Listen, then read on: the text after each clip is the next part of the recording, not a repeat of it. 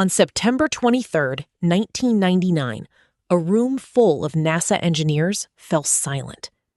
After 286 days and 669 million kilometers of travel, the Mars Climate Orbiter was making its final approach around the red planet. Then, the signal vanished. The spacecraft, a 338-kilogram probe that cost $327 million to build and launch, was gone. No wreckage, no signal, no recovery. It had either burned up in the Martian atmosphere or skipped off it entirely and drifted into deep space forever. The Mars Climate Orbiter had one job.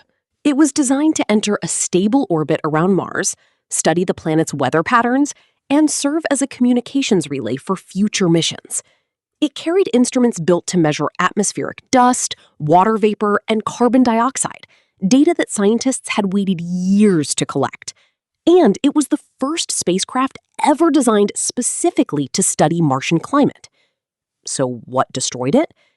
A single team of engineers at Lockheed Martin, the contractor responsible for building the spacecraft, had been sending navigation data to NASA in pound-force seconds, the imperial unit standard used in the United States. But the navigation software at NASA's Jet Propulsion Laboratory was programmed to receive that data in Newton seconds, the metric unit used by the rest of the scientific world. Neither team flagged the discrepancy. The software accepted the numbers without complaint, and for 9 months, the orbiter flew through space with every course correction quietly calculated in the wrong unit. Here is where the physics becomes brutal. The difference between a pound force and a Newton is a factor of roughly 4.45. Every thruster firing, every small adjustment, every navigational nudge across 669 million kilometers was off by that same factor. The errors didn't cancel each other out. They accumulated. By the time the orbiter reached Mars, its trajectory was approximately 170 kilometers lower than intended. At that altitude, the Martian atmosphere was dense enough to tear the spacecraft apart, or deflect it back into space like a stone skipping off water. The spacecraft never had a chance.